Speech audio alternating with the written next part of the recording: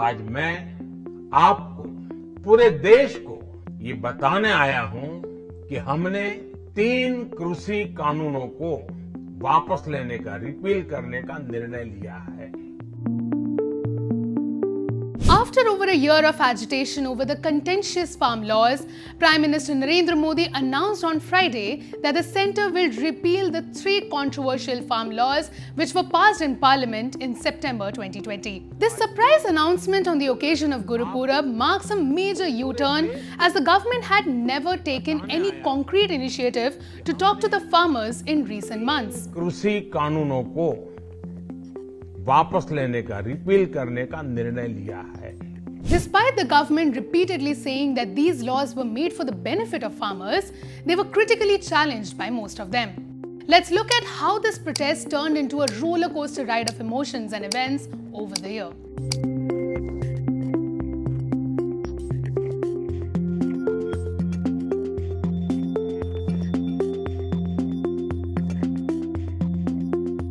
The Parliament passed 3 farm laws in September 2020. Initially, they had come in the month of June in the form of 3 ordinances before being approved during the monsoon session by a voice note. Precisely, the 3 laws, namely the Farmers Produce, Trade and Commerce Promotion and Facilitation Act, the Farmers Empowerment and Protection Agreement of Price Assurance and Farm Services Act, and the Essential Commodities Amendment Act, loosely ruled around sales, pricing and storage of farm produce. Earlier, farmers used to sell their produce at government-controlled wholesale markets or mandis at assured floor prices, also known as minimum support price or MSP, which means a price which is set equal for all the farmers. But the first law changed all of that. The first law allowed the farmers to sell their produce at a market price directly to the private players like agricultural businesses, supermarket chains, online grocers, to name a few. This trade would have eliminated the mandi tax imposed by the state government. However, the law was one of the major apprehension among the farmers, as allowing private companies to trade for farm produce would lead to lesser buying by the government agencies in the approved mandis. Moreover, it would have made the MSP system irrelevant, with farmers not getting assured income from their farming.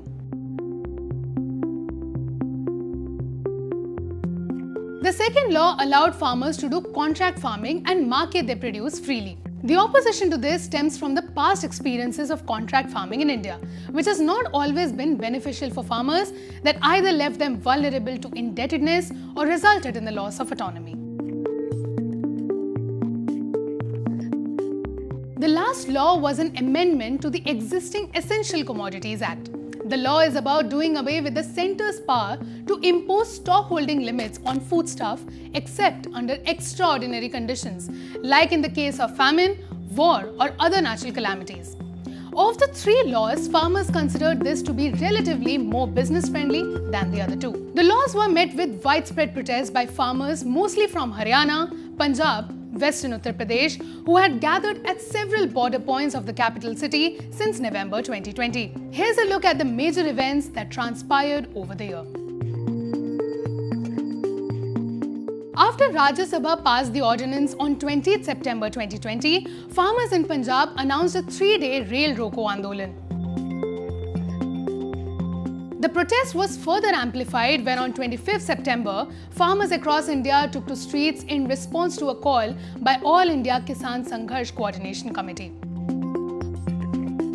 On November 3, farmers had called for a nationwide road blockade. After the repeated protests, farmer unions in Punjab, Haryana gave the call for Delhi Chalo movement on November 25th. The Delhi police, however, rejected their request to march to the capital city, citing COVID-19 protocols. Despite the restrictions, farmers marched towards Delhi, faced water cannons, tear gas and even lathi charge.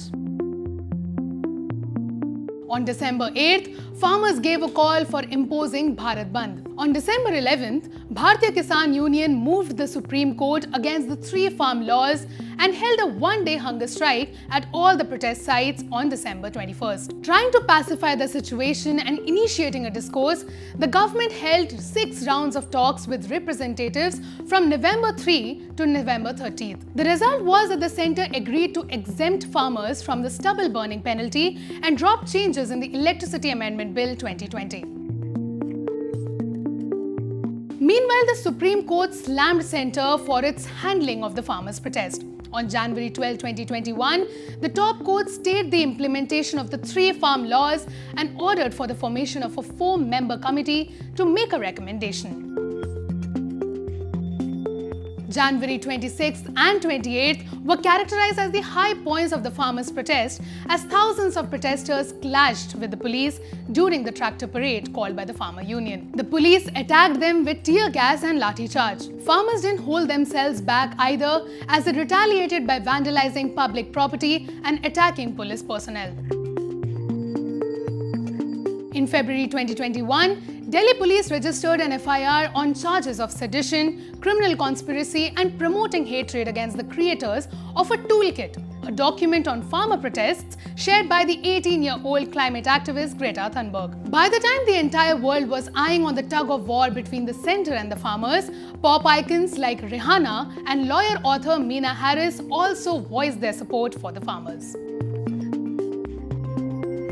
Though the crowd at the border thinned, the farmer leaders were persistent that agitation will continue till 2024 if the demands were not met.